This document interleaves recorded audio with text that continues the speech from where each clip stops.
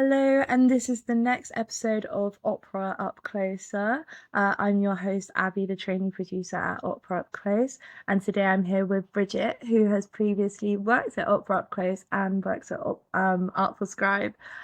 Bridget, would you be able to talk a little bit about yourself and the work that you do and sort of the things that you like to do and stuff like that? Yeah, absolutely.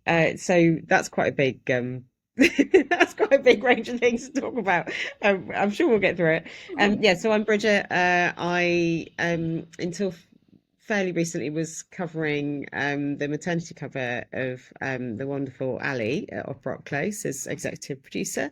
But I'm now executive director at ArtfulScribe. The two organisations work quite closely together and are just along the corridor, so that's been really nice. Not a big transition. And I suppose my role as executive director kind of means I'm responsible for everything to do with the business side of what ArtfulScribe does and the day-to-day kind of logistics, the producing, the organisation, all of that kind of thing. And ArtfulScribe is a literature development organisation. We support writers and writing, and we run literature festivals. We run classes for young people. We run writing for wellbeing sessions for adults. We do projects that are about building community. We do all sorts of different things that kind of celebrate and encourage people to engage with the written and spoken word. In the Solent area, that's probably important to say. No, that's lovely. I was going to say, with that, is this the sort of line of work you always saw yourself doing, or is this very much like you sort of picked it up along the way and sort of developed to get to this role? What sort of thing inspired you growing up? What sort of thing did you originally want to do you think? Yeah, I mean, interestingly enough, because I've only recently come into literature. So I was, working for a prop place. I've been in theatre and community art. So it's kind of a lot of the work is very similar, but I've been in theatre for most of my career. But when I was little, I wanted to be a writer.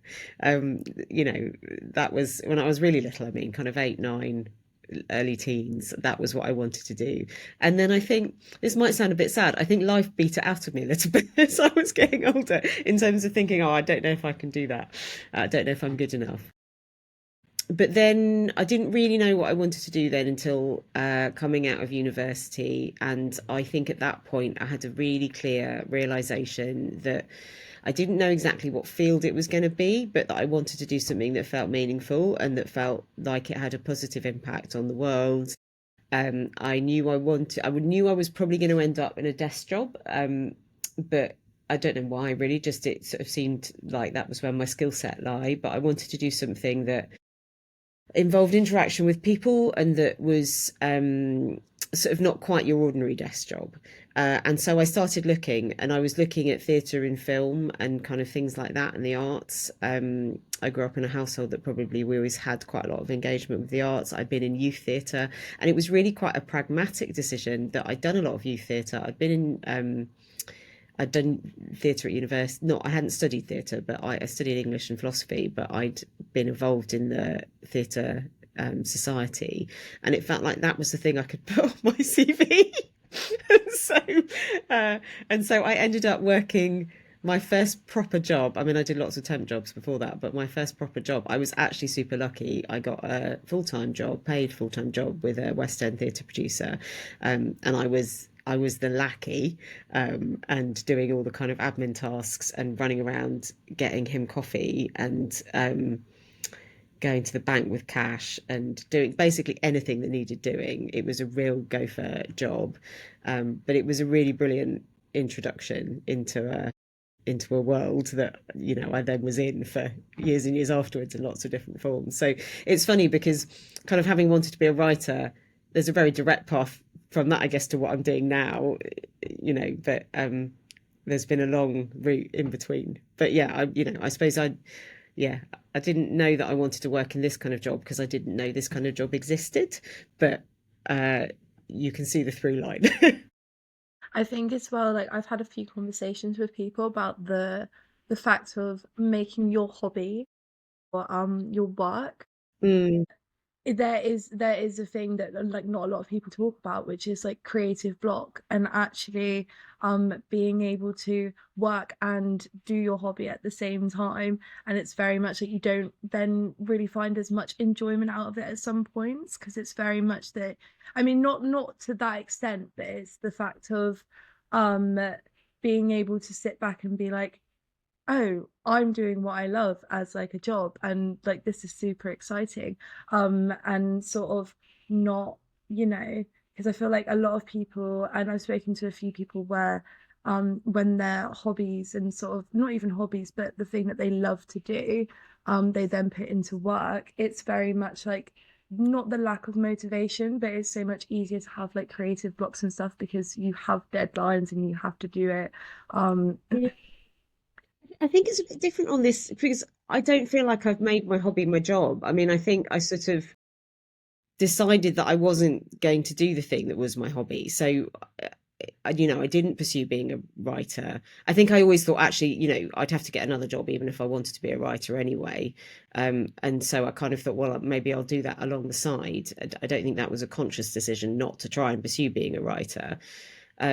But I certainly decided I wasn't going to be an actor. I had a conversation. I used to babysit for Nigel Pargeter from The Archers, and I got given a lift home by him once after babysitting, and had and he said, "Don't be an actor. It's really hard work, and you get rejected all the time." And so yeah. I think I came into this. I came into it from a different route, and I don't think I've therefore felt like. I think it's almost the opposite. I feel like I gain motivation from being so close to what I find inspiring and interesting. And I'm actually, it sounds a bit sad that I didn't kind of pursue those dreams when I was little. I don't think I've ever really. It's still a possibility, A, and B. I don't think I felt like it was I did this because I couldn't make it or anything like that. I think I've just really enjoyed and felt super lucky to be in a job where I get to do the things I'm good at, but I also get to sit alongside all of this amazing kind of creativity and brilliance. Yeah. Yeah, I know with no, I completely agree with that as well. And I wanted to ask as well, is this like with writing and stuff, do you still do bits and pieces on like the side and stuff as well? Or is it very much just the fact that it's just so busy and stuff like No, I mean, I've always used my writing skills in my job. So it's been a huge part of kind of, whether you're writing a funding bid or writing an email or, having writing skills is so important for so many roles, I think, and being able to communicate through the written word has been incredibly valuable to me and something I've, like to think I've been quite good at and that has helped me in my job. And I used to write a lot of copy for things and stuff like that as well. It's not so much part of my current role, but it has been at various times. I know I haven't written creatively for years. I tried recently to I did a course where they send you an inspiration and I enjoyed that. And I have done a little bit recently. Coming back into this role has inspired me, I suppose, to do a little bit more. But I have a nearly full-time job and I have two kids, and that's not an excuse because I know lots of people who have written novels whilst doing that, but it's hard to find I found it hard to find the time to get back into it properly. It's something I keep thinking I must do. I mean, I think that kind of happens with a lot of things as well. So I mean, there's so many people that are like that as well. So it's not anything like that. I think, do you have any, aside from, I know just like life is just so busy and stuff, but I know that like you sail and stuff like that. Is there like things that you do outside of work, like creative wise, or just like hobbies and stuff like that that you enjoy that sort of makes up the person who you are, do you think? Yeah, I mean, I do sail. We've recently got a boat, which is exciting. I read. I mean, the main thing I do is read an awful lot, and I read a lot of fiction. And I'm like, yeah, probably in terms of creatively at the moment, at least, this is, when I was younger, I did used to write a lot just as a kind of fun activity. These days, I'm probably more of a consumer. So I read an awful lot. I go to the theatre. I what else do I do? Those are probably the main things, really. Um, and yeah, I like to go sailing on the holidays, but that's not as often as I'd like it to be. We go camping. That's another thing that we do. Um, yeah, I think I'm conscious I'm not one of these people that does a lot of kind of craft or making. I know lots of people who have very different jobs and are the most incredibly skilled people outside of that. I know I have a friend from school who is a maths teacher. And she's an incredible knitter and crocheter and is always sharing stuff on Facebook. And then also does all sorts of other creative things. Like she makes her kids, when they have exams, she makes them biscuits and ices them with all of the kind of equations on them that she wants them to learn, like kind of what do you call them, kind of memory cards for learning, and she makes them these biscuits. And I have huge admiration for people who manage to have that skill. I think lots of people who have very different jobs have incredible creative skills.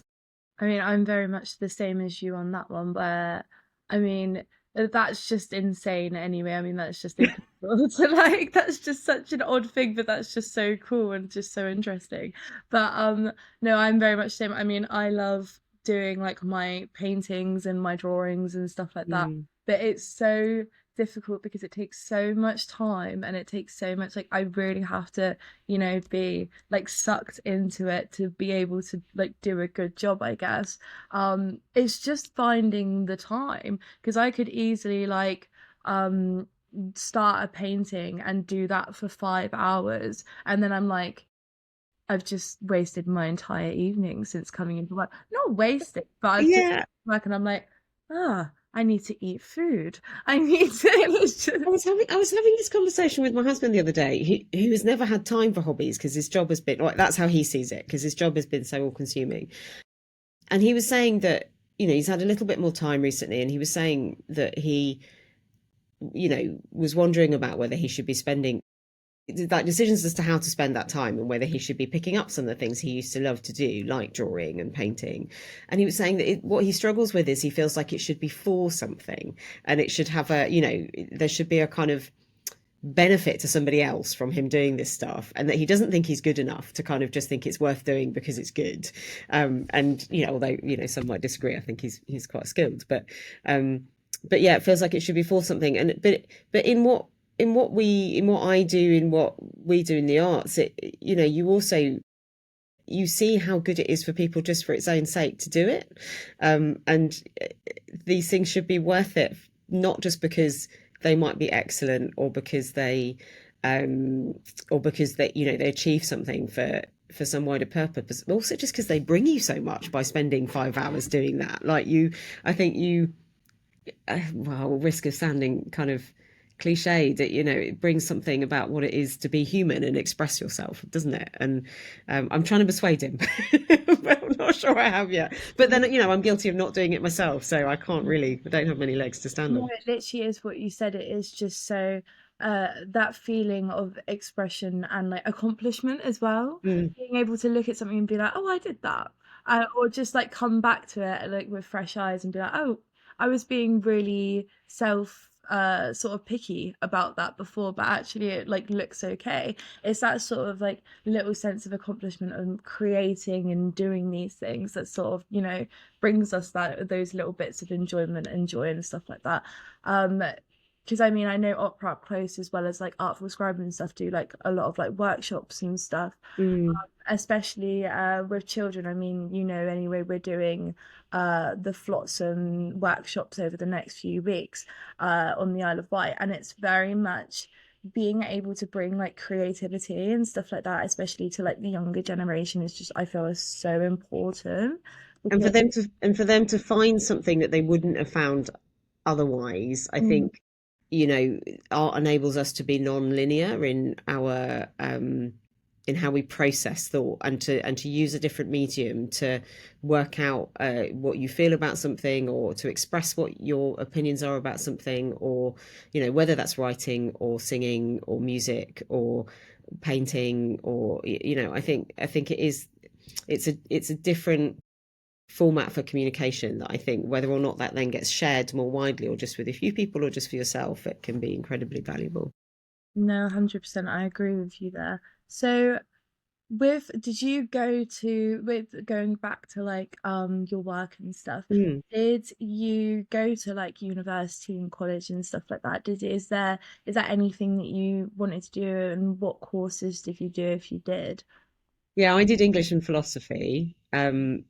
My mum was a publisher, so I'd always been very into reading. She was a children's publisher. Um, so yeah, we had a lot of books in the house. Doing English literature appealed to me. But actually, I signed up to do English literature and I went to university in Scotland where it's much easier to change your primary subject because you enter a faculty, the Faculty of Arts, rather than actually being enrolled onto a certain subject. So you do quite a range of courses in your first year, and I discovered philosophy, which really appealed to me because I liked the logic of it and the thought exploration of it. So yeah, I went to university. I did that. I think it's interesting. For some jobs, it's been useful to have had a degree. It doesn't really matter what it was, and I don't think it felt like was necessary. I don't know how many of the roles I've had that it's made. Well, I suppose it helps, but I think there's other ways in. And I know other people who didn't go to university who found different routes that have been equally rewarding, and actually, got them further to start with, than all of us who went off and did 3 or 4 years away at university. There were some people who went straight into work and were fantastically successful and doing really well when we were coming back and still poor and hadn't found our first job yet. So yeah, so I went to university. I chose a subject just mainly based on what I was interested in. And I think if you don't know what to do, I think that's as good a route as any, really. I was having a few conversations about this anyway with university. I feel like for some people it's really beneficial and it's Mm, really crucial, especially for their careers and stuff. And then for other people, it kind of has very much been, I could have just gone and done work this whole time. yeah. I mean, like, I feel like it's so different to different people, especially in the creative industry as well. If you're going to uni to do a creative sort of subject, I feel like it is very broad with the sort of jobs that you can get. With the thought of so for example, I mean, I chose to not go to uni because I knew that I wanted to go to university to study fine art. But realistically, I was very much like, even though I could have, yeah, I was creating a portfolio in A levels and stuff like that, and it like encouraged me to do art.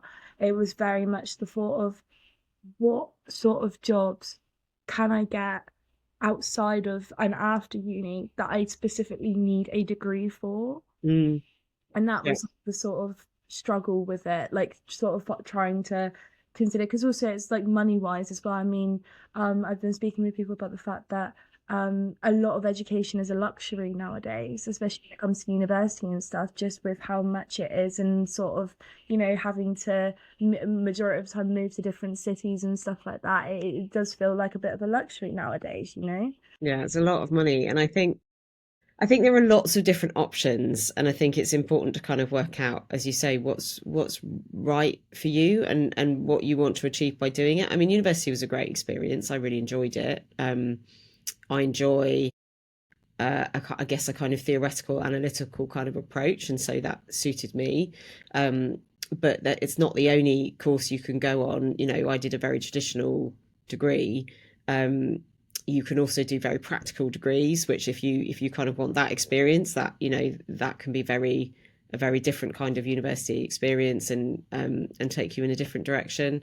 And the kind of practical training you get is can be really valuable for some people. Equally, as you say, I think if you're doing something where a degree isn't really essential, then I think it's worth just checking in on what you want that to achieve and why you're doing it. Are you doing it just because you think you ought to, um, or is it because actually that's going to get you to where you want to go, and is it going to be worth it? I think it's tricky because it is so expensive these days. I was lucky.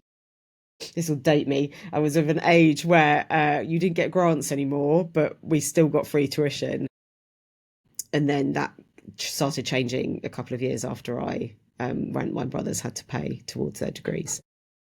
So yeah, I don't know. It's an interesting decision now, and I think it shouldn't be an assumption that that's the route you have to take. No, no, yeah, no, definitely. I think there's so many more options now as well. Like there are so many like more apprenticeships and stuff like that, and Mm, internships, I think, than there were before.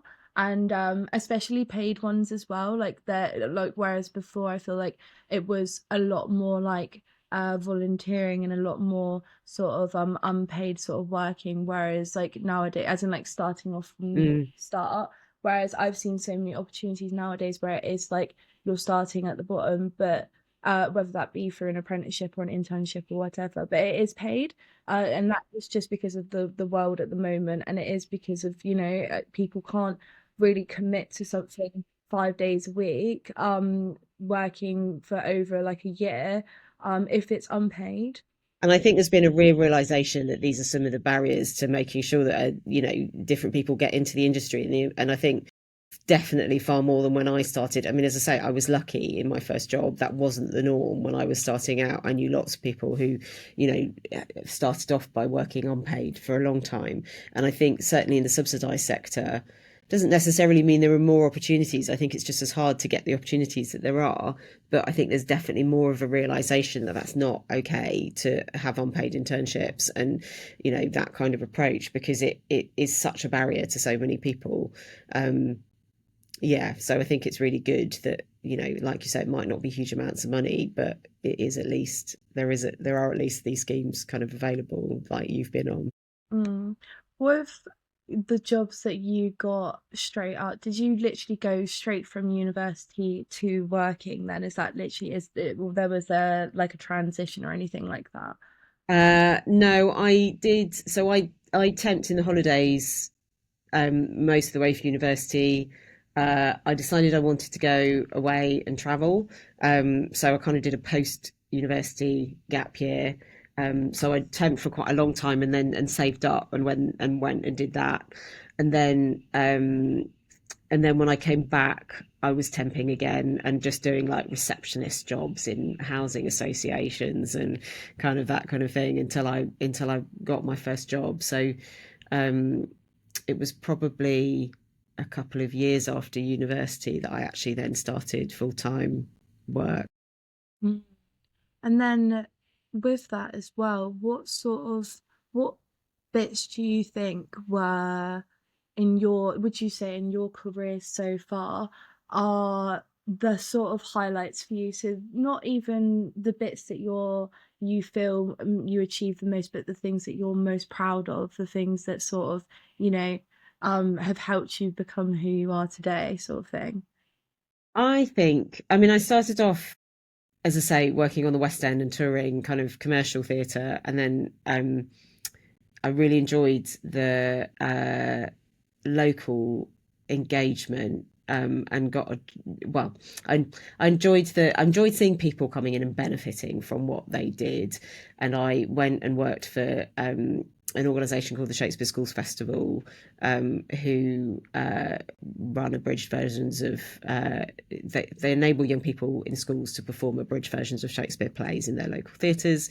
That took me into really enjoying that relationship with local theatres, and I went to work in a theatre. And I originally applied for a schools role. This was at Theatre Royal Plymouth, and I wasn't successful. But they offered me, because I talked about the enjoyment of kind of local place and responding to people and place. They offered me a community role, and I knew nothing at that point about community engagement in the arts. I'd worked, as I say, in a very schools orientated role. I believed very much in the importance of a wide range of people being able to engage in the arts, but I didn't really know anything about the realities of what that looked like. And one of the projects that still is a highlight for me, and that I'm really pleased to say is still running at Theatre Royal Plymouth, is a project called Our Space, which engages with people who would describe themselves as socially isolated. So it might be that they'd had experiences of being homeless or addiction, or kind of, or just kind of found it difficult to engage with other people in a way that might seem like other people manage. And it was a really varied group of people. and they produced. They came together and did drama workshops, and they produced some pieces of theatre, and it was just a brilliant group. And what they taught me, I suppose, about um, the importance of groups like that being led by the people who were involved in them, and the ownership that they had over it, and the benefits that that engagement managed to bring them, but also the kind of the risks around that kind of work. There was somebody who engaged in that group who I can't remember exactly what. I think he got involved in a theatre production that was a not that group specifically. It was a broader community theatre production, and it became a lot of his life. And then it ended, and he really struggled with that, and that finishing. And it also taught me that, all of the things, we can't take sole responsibility in the arts for. People talk a lot about changing lives, but that project really taught me that you can't be the only thing that changes someone's life if you can't sustain that. So the importance of just making sure that if you're doing things for people, that there are routes forward beyond that, and that there are and that you can't be the be all and end all for someone. And yeah, it taught me a lot, and it is still going. They still run our space at Theatre Royal Plymouth. As I was leaving, we managed to get longer term funding, and then the team there have been amazing and continued that on and really made it into something very special. That project, which was a pilot when I first, was just starting when I first arrived there. So that's been a highlight. The other one I wanted to mention, which was the funnest project I think I've done, was a project called The Campsite, that was a pop-up venue made up of vintage camper vans, caravans and tents. We did it as a group of I was an independent producer, 3 independent artists, Emma Franklin, Laura Mugridge and Keir Cooper, and we ended up at places like the Natural History Museum. Whenever I drive past the Natural History Museum, I remember pulling a caravan out and running out of petrol and having to, I can't even remember what we did, or maybe the one of the wheels had a flat, or so there was something that we had to kind of sort out backstage at the Natural History Museum.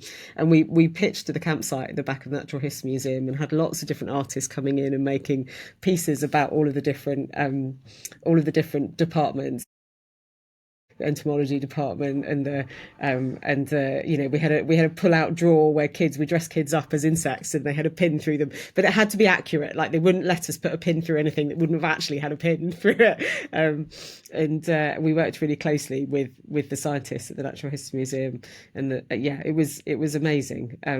And really good fun. So yeah, my career path has taken me to lots of different places. No, that all sounds so, so brilliant. I love all of that so much. With going back before, I was just gonna say, I completely agree with what you were saying a minute ago with the whole thought of um being able to sustain bringing Mm. actual art to people, because I think it, like with workshops and like with stuff like that, and like bringing art and creativity to people, I feel like you can't vocalize about it changing someone's life if it's just a one-off thing. It's very much especially people who do thoroughly enjoy it and stuff like that. I was speaking with people about workshops and stuff like that, and actual creative hubs and actual things that even like kids can go to and stuff like that on the weekends, and like clubs and stuff like that. And there is, especially in Southampton, I've noticed, and on like the outskirt areas, there is like droughts. There isn't a lot, especially Mm. that's vocalized to schools and parents and stuff like that. I mean, growing up, the only sort of thing that I was doing was very much I mean, I was very lucky with the fact that my mum found like a little theatre group for me to join, which was a bit further out. But aside from that, I would go to like sort of youth groups on the weekends just to like do creative activities and stuff like that.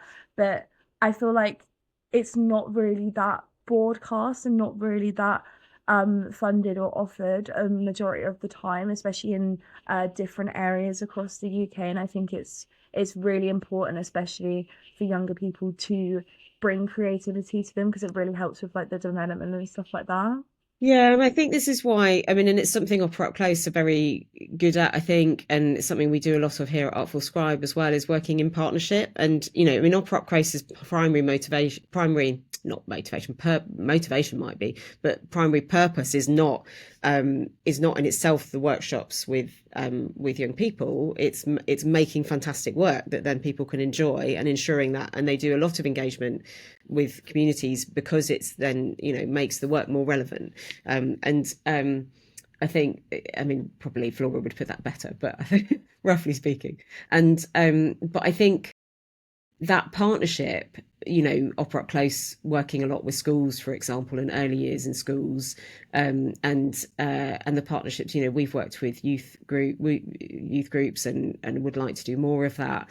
And it means that then you're not trying, again, you're not trying to be the be all and end all, and you're also enabling, that youth club that might, and youth clubs are so valuable and there aren't enough of them now, but that might be doing that year-round engagement with young people and really gain their trust and really know them well and be able to support them and be able to talk to them about what they might do next after a project. And it's a whole ecology. You can't, none of this stuff works on its own as one thing. You can't, as an organization, think, well, we're going to provide this, and that's what we're going to do, and we're going to be amazing. You have to work with all of those different partners to make that possible.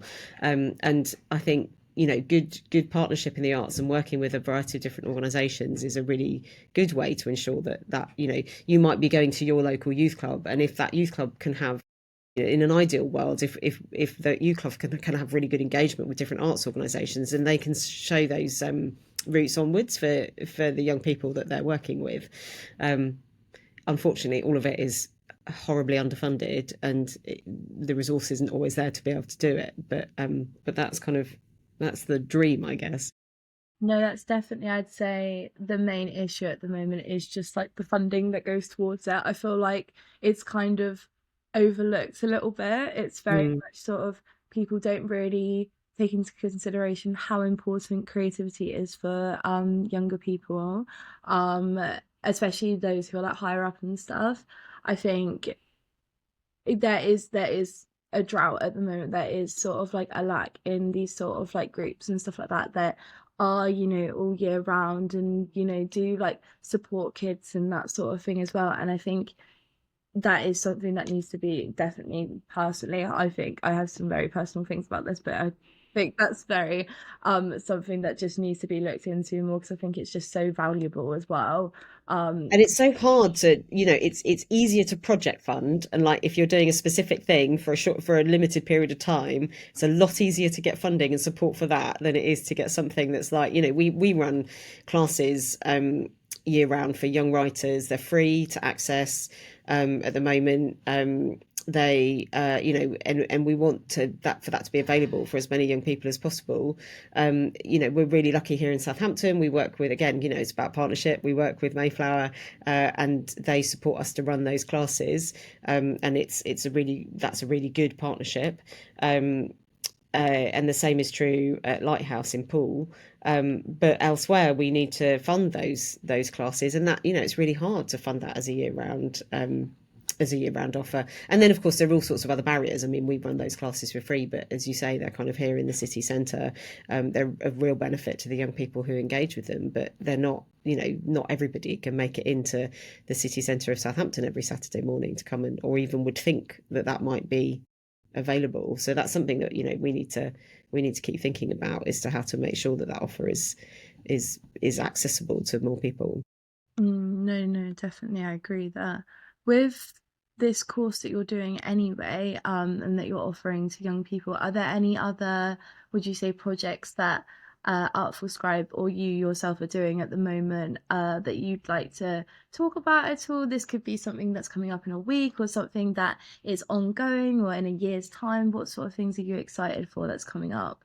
Yeah, well, I suppose, I mean, again, it's important not to forget the excitement of the consistent year-round offer that you've got and how important that is. So, we run writing for wellbeing online, so it's very accessible. We run writing groups for all ages. They're all on our website, or everyone's always welcome to kind of get in touch directly and ask us about what's going on.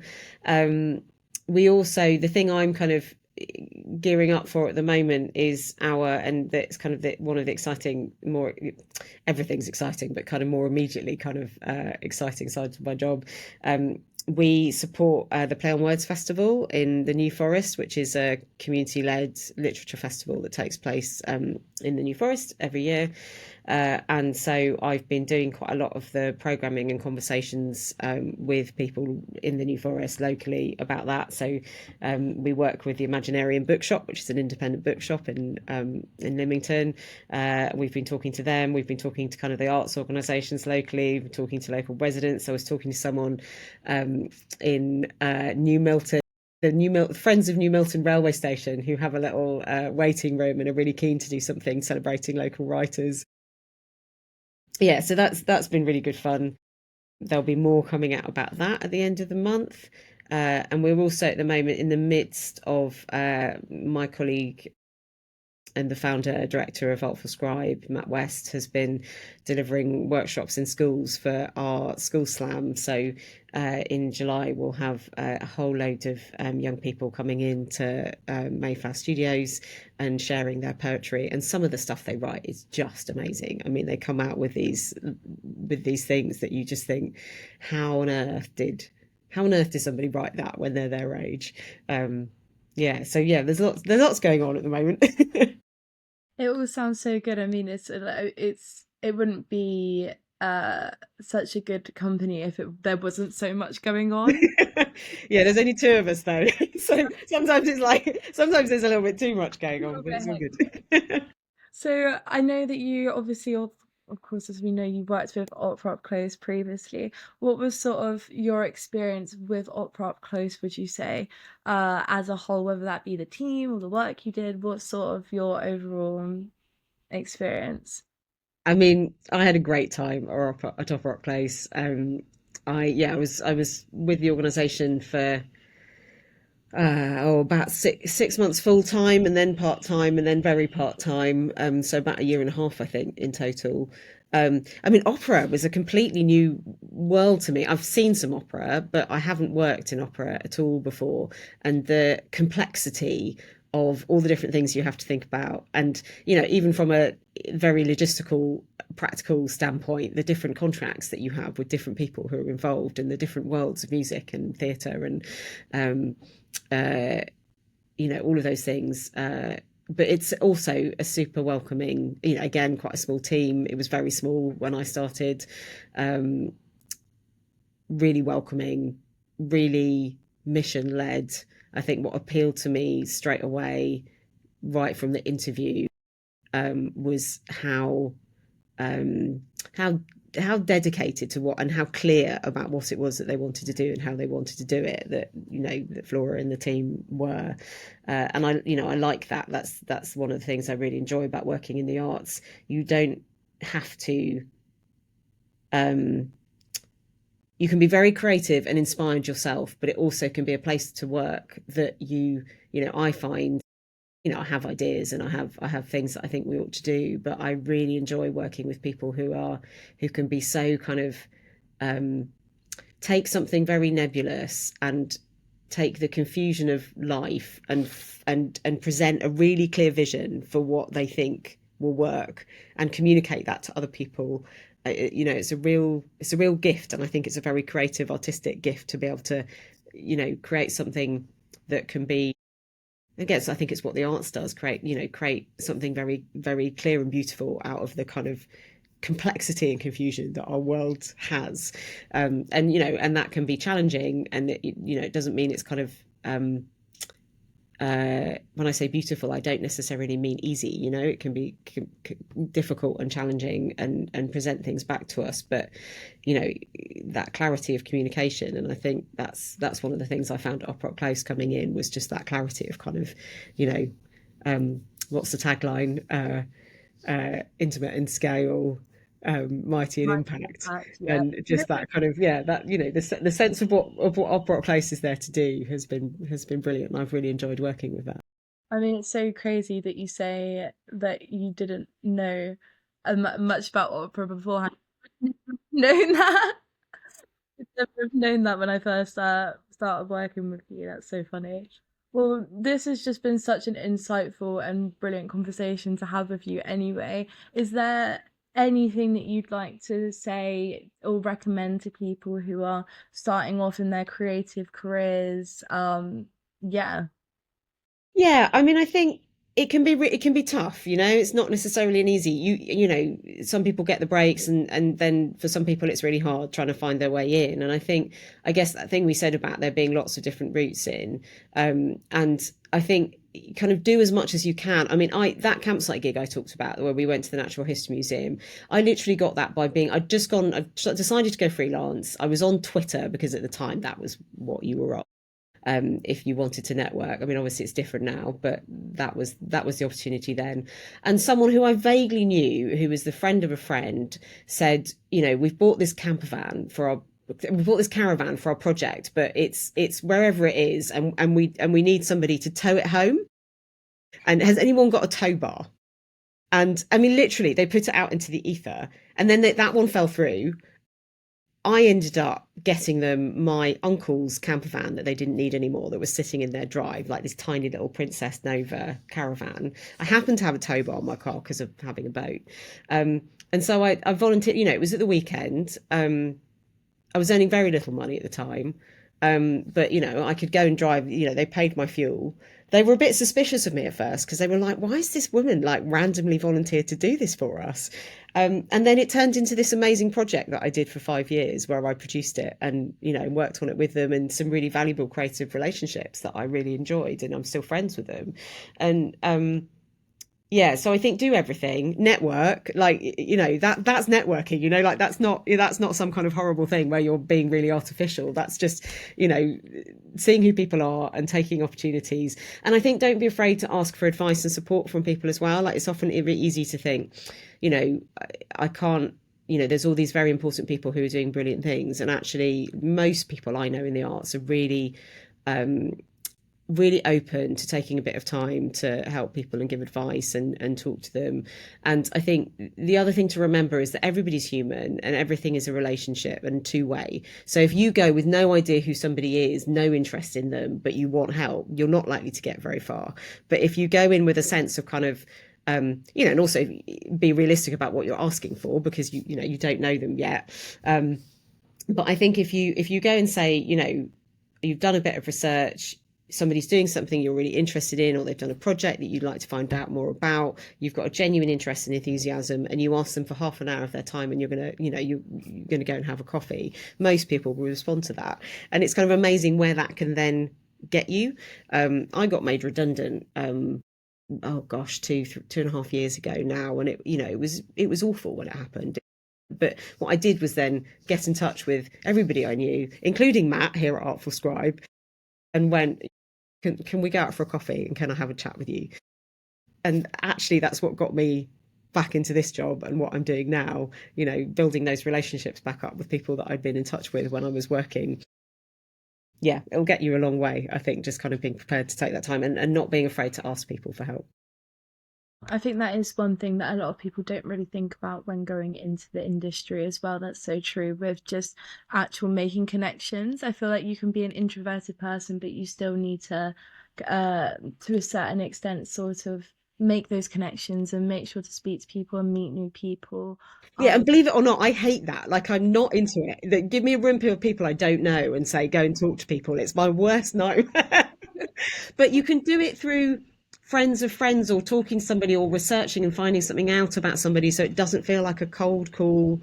Um, you know, I think the more you make that feel natural for yourself, and something that is doable, and remember that everybody's a person, you know, no matter how successful they may look, like, everybody's a person. um Everybody's human. It's easier to do than you think, I think, if you kind of, and don't think that you have to go up to people in a room and who you've got nothing in common with and try and do something artificial. Like, some people are great at that, but um yeah, that's not the way for everybody. no. Well, thank you so much for joining me here today. This has been just so, so lovely having this conversation with you. Well, thanks for asking me. It's No, been a that's all. pleasure. Well, I will chat to you later. Yeah, I'll see you soon.